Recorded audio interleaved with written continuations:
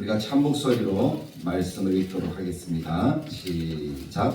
은사는 여러 가지나 성령은 같고 직분은 여러 가지나 주는 같으며 또 사역은 여러 가지나 모든 것을 모든 사람의 가운데서 이루시는 하나님은 같으니 각 사람에게 성령을 나타내시는 유익하게 하려 하시니라. 어떤 사람에게는 성령으로 말미암아 지혜의 말씀, 어떤 사람에게는 같은 성령을 따라 지식의 말씀을, 다른 사람에게는 같은 성령으로 믿음을, 어떤 사람에게는 한 성령으로 병 고치는 은사를, 어떤 사람에게는 능력 행함을, 어떤 사람에게는 예언함을, 어떤 사람에게는 영들 분별함을, 다른 사람에게는 각종 방언 말함을, 어떤 사람에게는 방언들 폭력함을 주시나니 이 모든 일은 같은 한 성령이 행하사 그의 뜻대로 각 사람에게 나누어 주시는 것이니라. 아멘. 이 말씀을 가지고 교회를 유익하게 하는 사역이라는 제목으로 함께 은혜를 나누고 우리 교회의 사역 방향과 또 우리 성도들이 해야 될 또 함께 해 주셔야 될 일들에 대해서 말씀을 나누기를 원합니다. 이것은 우리 교회를 세우는 작업입니다. 또 우리 교회를 세우는 작업은 목사 혼자 하는 것이 아니라 온 성도들이 같이 하는 것임을 우리가 잊지 않기를 간절하게 바랍니다. 저는 다대교회에 오면서부터 교회가 세워져야 가야 하는 방향, 교회를 세우는 방향에 대해서 우리 성도님들에게 말씀을 통해서 나누었습니다. 특별하게 포로 이후에 기록되어진 이스라엘 백성들이 포로 이전까지는 한마디로 얘기하면 망하는 그러한 조직과 망하는 그러한 모습을 이야기를 하지만 포로 이후에는 하나님이 새롭게 세워주시는 그러한 모습을 우리들에게 말씀을 하고 있다는 것입니다. 그것을 저는 에스라와 느헤미야라는 성경을 통해서 설교를 했던 기억을 가지고 있습니다. 특별히 느헤미야서 한 장 한 장을 보면서 함께 은혜를 나누었던 것이 벌써 4년 전의 이야기예요. 4년 전에 그 이야기를 하면서 교회는 이렇게 세워져야 한다, 이런 방향으로 세워져 가야 된다 하는 것들을 나누었었는데 혹시 사랑하는 성도 여러분 그것을 기억하고 있습니까? 감사합니다. 첫째는 하나님과의 관계예요. 하나님과의 관계가 바르게 세워지지 않으면 교회는 교회될 수가 없습니다. 예수를 믿는 것이 하나님과의 관계잖아요. 그래서 에스라 시대에 에스라 성경과 느헤미야 시대에서 이야기하는 그 모든 말씀들을 요약해서 살펴보면 그들이 돌아와서 망했었는데 하나님이 다시 기회를 주신 거예요. 은혜를 주신 거예요. 그래서 돌아왔어요. 그러면서 하나님의 교회를, 하나님의 나라를 세워갑니다. 그 나라를 세워서 첫 번째 한 일이 뭔가 하면 하나님과의 관계를 회복하는 일이었어요. 그 일을 위해서 스룹바벨이라는 사람을 중심으로 여호수아라는 대제사장과 함께 하나님의 성전을 재건하는 일을 했습니다. 하나님의 성전이 바벨론 느부갓네살 왕에 의해서 완전하게 파괴되었었거든요. 그래서 예루살렘이라는 땅은 있었지만 거기에 성전은 파괴되고 하나님 믿는 믿음의 사람들이 없었어요. 물론 믿음의 사람들이 그곳에 몇 사람이 있었던 것은 사실입니다. 돌아온 사람들도 있었으니까요. 그들이 하나님을 믿었지만 그들이 하나님께 예배하는 예배의 장소가 없었던 거예요. 그래서 그들이 가장 먼저 한 일이 뭡니까? 특별히 고레스 왕이 명령한 것이 뭡니까? 너희들은 돌아가서 무엇을 지어라? 성전을 지어라. 성전. 하나님이 은혜를 베풀어 주시고 하나님이 간섭하셔서 고레스에게 명령하셔서, 고레스는 하나님을 믿지 않는 이방 나라의 왕입니다. 그런데 그 왕이 명령한 것이 뭡니까? 이스라엘 사람들 다 돌아가서 무엇을 지어라? 성전을 지으라고 한 거예요. 그들 스스로가 더 충격이었을 거예요. 하나님이 이 사람을 통해서도 우리가 하나님과의 바른 관계를 세워가기를 원하시는구나. 그래서 그들은 돌아와서 성전을 짓습니다. 방해도 있었습니다. 그럼에도 불구하고 하나님이 어떻게 하셨어요? 성전을 짓게 하셨어요. 성전을 지었어요. 그리고 그들이 무엇을 드립니까? 그곳에서 예배를 드립니다. 결국 하나님과의 관계는 예배, 하나님이 어떤 분이냐, 나는 누구냐 하는 것을 분명하게 알 때에 바르게 드려지는 그 예배를 통해서 그 관계가 세워지는 거예요. 근데 그 예배에 대한 우리들의 마음이 그 중요성을 깨닫지 못하고 그 의미를 깨닫지 못하고 그냥 대충 되는 대로 살던 대로 그렇게 드린다면 우리는 하나님과의 관계를 바르게 세운 것이 아닙니다. 예배의 중요성, 예배의 소중함은 하나님이 나에게 어떤 분이 되느냐 하는 그것이 분명하게 세워질 때에 온전하게 드릴 수가 있게 되는 것이죠. 그래서 교회가 교회 되려면 가장 먼저 예배에 집중하고 예배를 바르게 드려야 돼요. 예배의 어떤 형태, 어떤 모습, 어떤 것들이 있어야 된다 하는 것들이 정해진 것들이 있지만 그 순서가 우리 상황에 맞추어서 우리가 하나님을 느낄 수 있고 하나님을 만날 수 있는 그러한 일들이 되도록 우리가 적절하게 그것을 이용하는 가운데 하나님께 예배를 드리는 것이죠. 찬양이 우리에게 더 필요하다면 우리는 찬양을 더 많이 불러야 돼요. 기도가 더 필요하다면 우리는 기도를 더 드려야 돼요. 그것을 통해서 누구를 만나니까? 하나님을 만나니까. 말씀을 통해서 하나님을 만나지 못하면 우리는 말씀을 제대로 들을 수 있도록 우리들을 훈련시켜야 되고 하나님을 만나고 느낄 수 있는 그러한 일들을 더 많이 시행함으로써 우리 예배가 하나님을 만나고 하나님과 함께하는 그 관계를 회복하는 것으로서 드려져야 될 것입니다. 그러므로 사랑하는 성도 여러분, 정말 다데르 교회가 하나님이 기뻐하시고 하나님이 복 주시는 교회가 되기를 원하십니까? 다데르 교회라는 말은 곧 나를 얘기하는 내가 하나님께 복받고 하나님의 은혜 받고 하나님께 허락하시는 그런 역사들을 이루는 사람들이 되기를 원하느냐는 거예요. 그렇다면 예배의 소중함을 알고 예배를 드리십시오. 예배를 바르게 드리십시오. 온전한 마음으로 드리십시오. 그래야 하나님께서 허락하시는 은혜의 역사를 누릴 수가 있습니다. 여러분 요즘 한 달 정도 우리 아이들이 오니까 우리들의 마음이 즐겁잖아요. 그 즐거움 속에는 어떤 말씀이라도 다 은혜가 될 줄로 믿습니다. 그것이 예배예요. 그런 분위기도 우리가 계속 만들어 가야 되죠. 그래서 이 한 달 정도 지나면서 하나님이 마음에 주시기를 우리의 조직들을 좀 더 새롭게 해야 되겠구나 하는 그런 마음을 주시는 거예요. 그래서 교회를 세워가는 방법에 대해서 먼저 이야기를 드리는 첫째는 예배 하나님과의 관계다. 둘째는 뭐예요? 에스라와 느헤미야가 합작해서 어떤 일을 했습니까? 하나님의 율법을 증거한 거예요. 하나님의 말씀이 말씀되게 한 거예요. 성경, 그 성경의 중요성을 아는 거예요. 성경은 하나님의 말씀입니다. 나는 성경을 믿습니다. 나는 성경 말씀에 순종합니다. 그 마음이 우리 속에 새겨져야 되는 거예요. 성경의 소중함을 알고 성경을 읽고 듣고 배우는 일들에 힘쓰는 우리가 되어야 될 줄로 믿습니다. 요한계시록이 무엇을 얘기를 합니까? 결국 하나님의 말씀 앞에 우리가 서라는 거예요. 이 예언의 말씀을 읽고 읽는 자와 듣는 자와 그 가운데 기록한 것을 지키는 자들에게는 무엇이 있다? 복이 있다. 복이 무엇입니까? 하나님과의 관계 속에서 하나님의 은혜를 누리는 거예요. 그럼 그 복을 받으려면 우리가 어떻게 해야 돼요? 말씀이에요. 말씀 외에 다른 답이 없습니다. 말씀은 무엇을 얘기를 하죠? 예수 그리스도. 그럼 예수 그리스도를 우리가 알고 그 예수 그리스도의 그 은혜대로 우리가 살아가는 거죠. 그것이 말씀이 주시는 은혜니까 그 말씀을 소중히 여기는 우리의 삶이 되어야 되는 것이에요. 순종한다는 것은 내 생각대로 살지 않는다는 결단입니다. 하나님 말씀대로 살겠다는 그런 삶의 결단이죠. 그래서 우리는 성경을 소중히 하고 성경을 배우고자 하는 일들에 더 힘을 내는 하나님의 백성들이 되어져야 할 것입니다. 저는 빨리 오후 예배 때 이 십계명 말씀이 끝나기를 원합니다. 그래서 다시 우리가 성경의 질서들을 세워가는 그런 말씀들을 공부할 거거든요. 하나님께서 허락하시는 말씀으로 세워지는 교회가 되도록 배우는 일들에 조금 더 힘을 냅시다. 그것이 우리를 세워가는 것입니다. 힘들어요. 어려워요. 시간 내기도 쉽지 않고요. 그럼에도 불구하고 해야 됩니다. 모든 성도가 해야 됩니다. 우리가 적을 때 해야 돼요.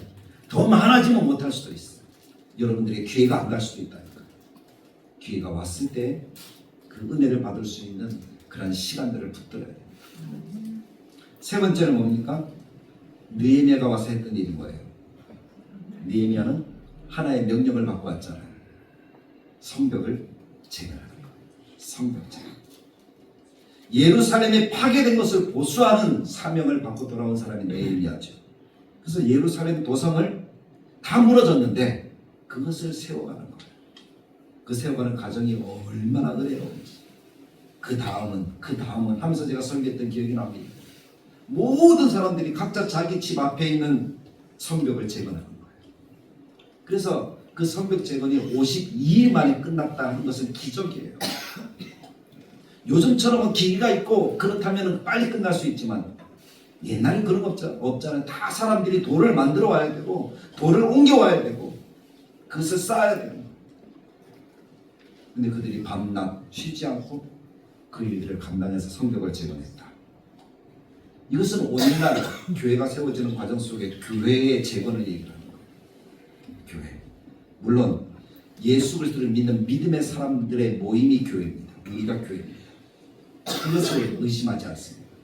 그럼에도 불구하고 교회라고 할 때 우리 교회의 당까지 포함하는 경향이 있죠. 물론 교회당이 막 무지무지 커야 될 필요는 없습니다. 우리가 들어서 예배할 수 있는 장소이면 충분합니다. 저는 그것을 생각해요. 그래서 우리 교회가 이제 마지막 해야 될 일은 뭡니까? 우리가 예배 드릴 수 있고 말씀으로 세워진다. 그 다음에 우리가 해야 될 일은 뭐죠? 교회당. 교회당을 바르게 세워가는 것이고 재건하는 역사가 우리 가운데 필요한 줄로 믿습니다. 느헤미야가 성도들에게 이야기할 때 그렇게 얘기해요. 이 느헤미야 2장 17절에 보면 후에 그들에게 이르기를 우리가 당한 공격은 너희도 보고 듣고 보고 있는 바라. 예루살렘이 황폐하고 성문이 불탔으니 자 예루살렘 성을 건축하여 다시 수치를 당하지 말자. 교회라는 이름이 있는데 교회가 버젓이 세워져 있지 않다면 세상 사람들 눈에는 수치스러운 모습이라는 거죠. 그래서 예루살렘 성벽이 재건되었다면 오늘날 교회도 교회다운 모습은 있어야 된다는 거예요. 그 일들을 우리가 마음을 하여서 이제 하게 되어지면 하나님께서 허락하신 놀라운 은혜의 역사들이 우리 가운데 나타나게 될 줄로 믿습니다. 그 일들을 위해서 우리가 살아가는 이 시대에는 하나님이 성령을 무한히 부어주십니다. 한없이 부어주셔서 성령님이 그 일들을 이루어 가시도록 하는 거예요. 예배, 성경, 교회 그 모든 일들을 성령님이 함께 하시는 것이죠. 그래서 오늘날 이 교회가 세워지는 역사는 성령의 역사입니다. 다른 것의 역사가 아니라 성령의 역사예요. 우리가 사도행전 말씀 가운데 보면 이렇게 이야기를 합니다. 사도행전 2장 1절부터 4절에 보면 말씀이 있는데 오순절 날이 이미 되었어요. 그들이 다 한 곳에 모였더니 우리처럼 한 곳에 모였더니 뭐라고 얘기합니까? 호련히 하늘로부터 급하고 강한 바람 같은 소리가 있어 그들이 앉은 온 집에 가득하며 마치 불에처럼 갈라지는 것들이 그들에게 보여. 빨간 글씨를 같이 읽어볼까요? 각 사람 위에 하나씩 임하여 있다. 각 사람 위에 하나씩 임하여 있더니 그들이 다 성령의 충만함을 받고 성령이 말하게 하심을 따라 다른 언어들로 말하기를 시작했다라고 말씀을 합니다. 하나님께서 성령을 부어주시는데 각 사람 위에 부어주시는 거예요. 각 사람이 다 성령을 받는 거예요. 성령을 받는다 하면 이곳에 성령이 임한다 하면 성령이 어떻게 임한다고요? 각 사람에게 임하는 거예요. 그 말은 각 사람에게 은사를 베풀어 주셔서 그 은사를 따라 섬기게 하신다는 겁니다.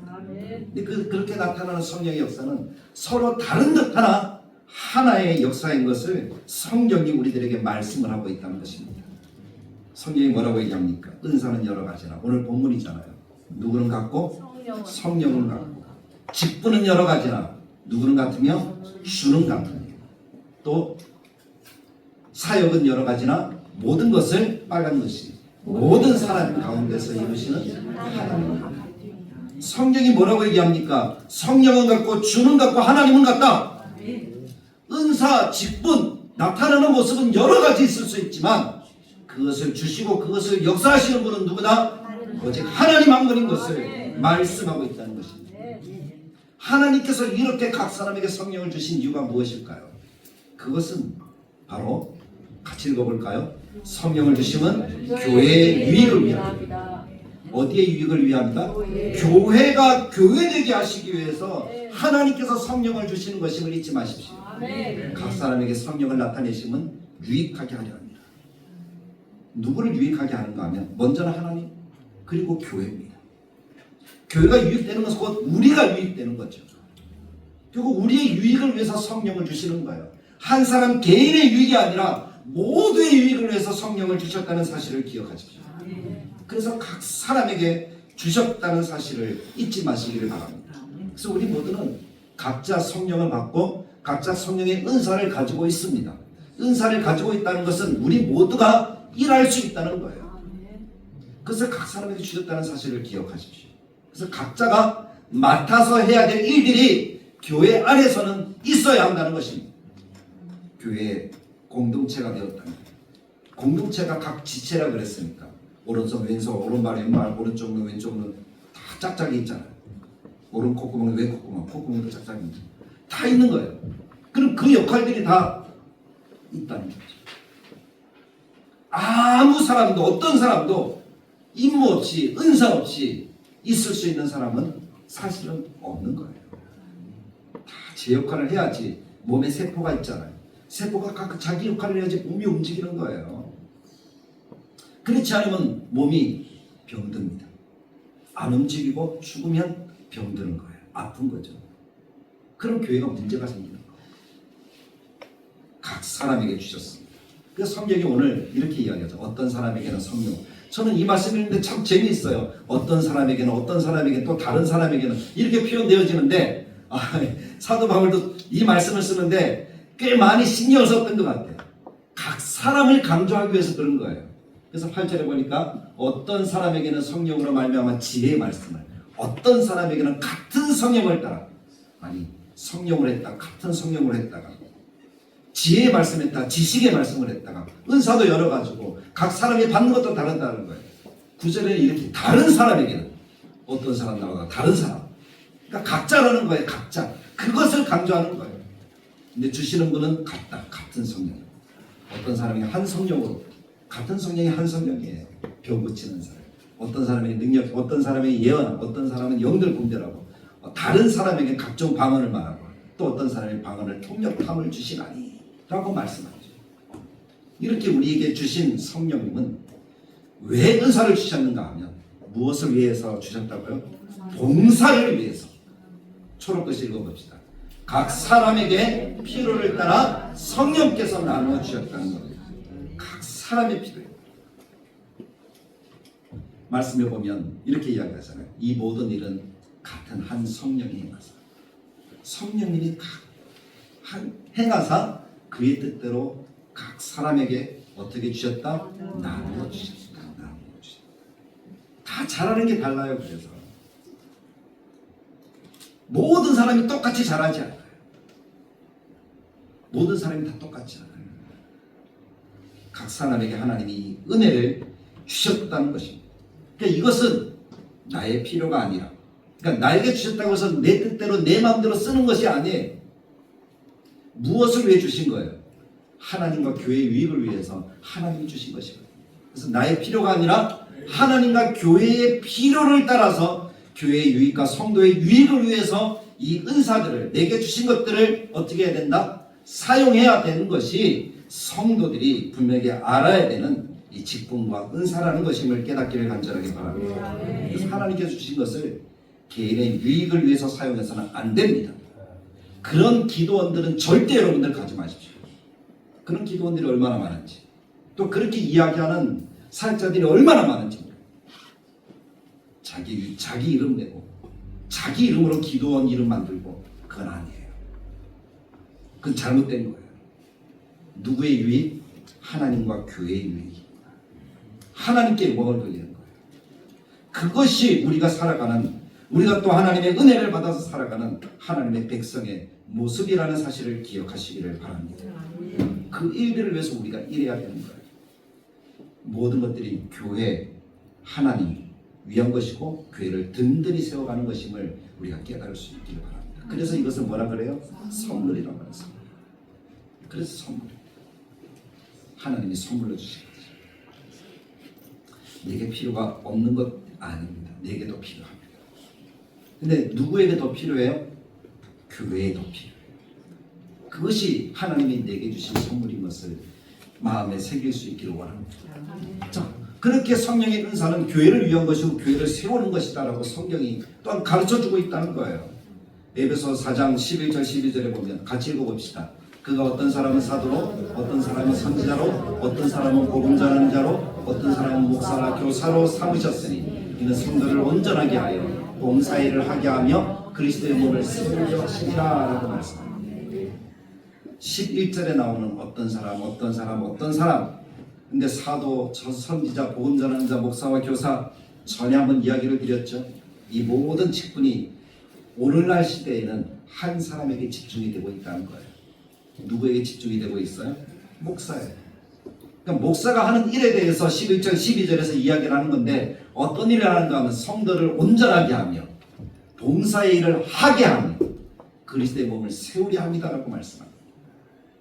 여기에서는 목회자의 일도 포함되지만 성도의 일도 나온다는 거예요.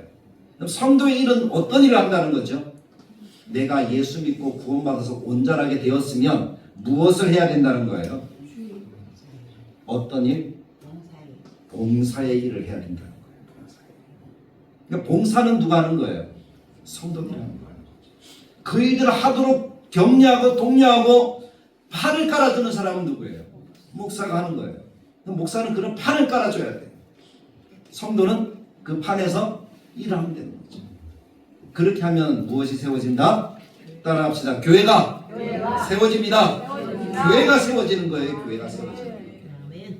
목회자 역할은 그런 성도를 온전하게 하려고 힘써야 돼요. 성경을 가르치고 예배를 바르게 드릴 수 있도록 봉사일이 무엇인지를 이야기하고 봉사일을 하자라고 이야기하고 그래서 그리스도의 몸을 세워가도록 돕는 역할이죠. 그럼 성도는요? 이것을 통해서 봉사일을 하는데 봉사일은 여러 가지가 있죠. 가르치고 전도하고 신방하고 세우고 돌보고 교육하고 등등등등등 많이 나오는 거죠. 식사도 다 들어가는 거죠. 그런 것들까지 다 포함되는 거예요.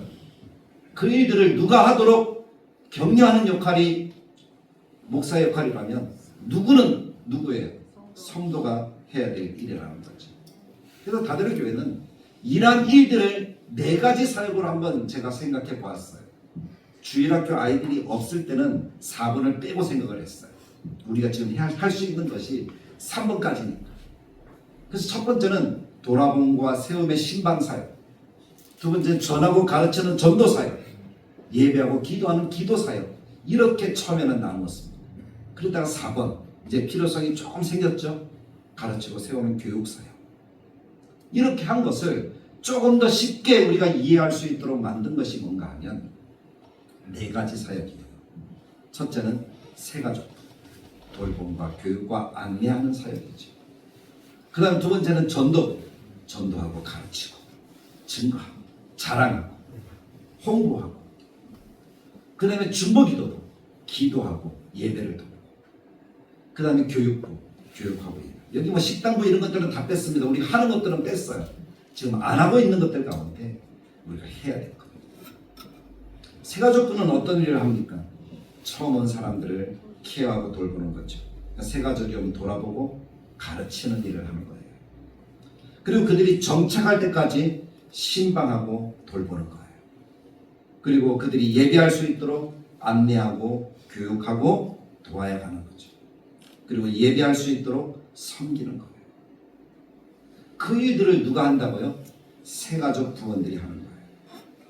근데 세가족 부원들의 필요성을 많이 느낍니다. 제가 세가족들 오면 제가 처음에는 다 했잖아요. 세가족 교육도 몇 시까지 와라. 그러니까 시간을 막 쪼개다 보니까 공부 시간도 줄어들고 저도 분주해지고 집중을 못하는 거예요. 주일에. 그러면서 하나님의 말씀을 더 깨달으면서 이게 아니구나. 나눠야 되는구나. 천국 가가지고 내가 책망받지 않으려면 나눠야 되는구나. 성도들이 할 수 있도록 길을 열어줘야 되는 거예요. 그래서 장로님들과 의논하면서 세가족부를 우리가 하자라고 지난 당회 때 결정을 해서 세가족부 광고를 몇 번 내고 이렇게 했었어요. 근데 세가족부만 있어서 되는 게 아니더라고요. 다른 부서들도 좀 정비를 해야 되겠다 싶어서 2가지를 더 넣은 것이 전도부와 중보기도. 세가족부 안에 우리가 이 세가족들만 하는 게 아니라 또 예배에 관련된 안내나 이 모든 것들까지 포함되어지면 그 일들이 넉넉하게 되더라는 거지. 그래서 전도부는 기존에도 잘하고 계시는데 더 잘할 수 있도록 좀 보강해야 되겠구나 라는 그런 생각이 드는 거예요. 복음을 가르치고 증거하고 교회를 자랑하고 교회를 안내하고 예배하도록 도울 수 있는 부서가 바로 전도부예요. 여기에 중복되는 게 다 예배와 관계된 것들은 다 중복이 되죠. 그냥 그것은 다 같이 해야 되는 문제니까. 그래서 나를 정하여 전도할 수 있어야 되고 전도를 위해 새 가족에게 편지도 해야 되고 새 가족부의 역할을 전도부도 같이 하는 거예요. 전도 차원에서는 주변의 각 사람들에게 복음을 전하고 또 교회를 알지 못하는 사람에게 교회를 홍보하고 자랑하고 또 예배할 수 있도록 안내하고 돕는 역할. 그게 전도부가 하는 거죠. 토요 전도 전에 뭐 주중 사역을 이렇게 주중에도 이렇게 전도하도록 했었는데 잘 못 나오시니까 또 한 사람 와가지고 힘이 없으니까 그래서 우리가 차일피일 미루다가 또 이렇게 되고 토요일만 또 하다가 사람들이 많이 올 때 힘있게 하다가 없으면 또 두 사람이 나가기도 하고 한 사람이 나가기도 하고 그랬던 적이 많았던 것 같아요. 주일 전도도 중요하지만 주중 전도를 우리가 좀 더 힘을 써야 됩니다. 사람들이 주일에는 다 우리가 교회 오는 줄 알아요. 근데 주중에는 몰라요. 그래서 우리가 그때 전도할 수 있도록 전도부가 조금 더 힘을 모아야 될 필요성이 있습니다. 그리고 이 전도부 안에 제가 생각하면서 다음 세대 사역까지 포함하면 어떨까 싶은 생각이 들더라고요. 새가족부 안에 넣을까 전도부에 넣을까 하다가 전도부 안에 넣어서 가르치고 전하는 그런 일들을 같이 하면 어떨까 하는 그런 생각이 들어요. 그리고 중보기도부는 말 그대로 기도하는 사역이에요. 뭐 중보기도하니까 사람들이 다 힘들어하더라고요. 그런데 우리가 하는 것은 우리가 주일에 하는 것들을 제가 지금 얘기하는 거예요. 주일날 기도하는 거예요. 주일날 2층과 3층은 예배 드린다고 이렇게 조용하게 했는데 2층에 가면 막 이야기하잖아요. 근데 이야기하는 그 시간에 예배를 위해서 기도하자는 거예요. 모여서 식당 봉사하는 분들은 봉사하도록 두고 기도부는 모여서 기도하는 거예요. 예배를 위해서, 전도를 위해서, 새가족을 위해서. 그게 중보거든요. 성교를 위해서. 기도함으로 예배를 돕고 주중에 성도들을 위해서 기도하고 목회자 한 사람에게 다 맡기지 않도록 그렇게 우리 같이 나누어서 이 사역들을 해야 된다라는 것입니다. 중보기도는 다이너마이트와 같다 그럽니다. 그냥 땅땅 손은 딱 총가달라요. 파괴력이 있어요. 함께 모여 기도하면 성령의 역사가 충만하게 나타납니다. 저는 큰 교회들이 늘 부러운 것이 뭔가 하면 어떤 목사님 자랑해요. 우리 교회 중보기도가 300명이나 됩니다. 그 교회는 몇천 명 모이는 교회거든요. 근데 그 몇천 명에 비해서 300명은 프로테이지는 얼마 안 돼요. 근데 우리 교회 3분의 1이 중보기도가 되면 우리 교회가 훨씬 나은 교회가 되는 거거든요. 저는 그렇게 믿어요. 그래서 어떤 사람은 전도한다고 딱 하고 어떤 사람은 기도한다고 딱 하면 기도하는 그 사람, 전도하는 사람, 새가족 이렇게 3등분으로 나누어서 우리가 할 수 있잖아요. 그럼 우리 교회는 더 힘있는 교회가 되는 거예요. 이 모든 일을 언제 하는가 하면 우리의 모임 시간을 좀 당기자는 거예요. 주일날 10시에 우리가 다 같이 와서 이런 사역별로 우리가 일을 하기 시작하는 거죠. 새가족부는 새가족부 사역을 하고 전도부는 전도 사역을 하고 안내 사역을 하고 중보기도부는 중보 사역을 하는 거예요. 그러다가 10시 반 딱 되면 찬양팀 모여야 찬양부 모여야 되죠. 그렇게 하시면 돼요. 우리가 다른 데 시간을 쓰기보다 이런 데 시간을 쓰면 교회가 교회되어진다는 겁니다. 그 시간에 새가족부 할 때 주일학교 아이들 오면 주일학교 아이들 따로 떼서 가르칠 수 있는 사람 한두 명이 있습니다. 그들이 케어가 되어지고 돌보가 되는 거죠. 그리고 예배는 우리는 개혁 예배입니다. 모든 사람들이 같이 예배 드립니다. 주일학교도 중고등부터 청년들도 다 같이 예배 드리는 거예요. 그러면서 우리가 아름다운 교회의 모습을 세워가는 것이죠. 그것이 온전하게 되는 거예요. 온전하게. 사역과 예배가 함께 어우러져 가는 것이죠. 그런 교회를 우리가 이루어야 되지 않겠습니까? 저는 그런 교회가 다대로 교회가 되길 간절하게 축복합니다. 그래서 우리 다대로교회 모든 성도들이 마음을 모아서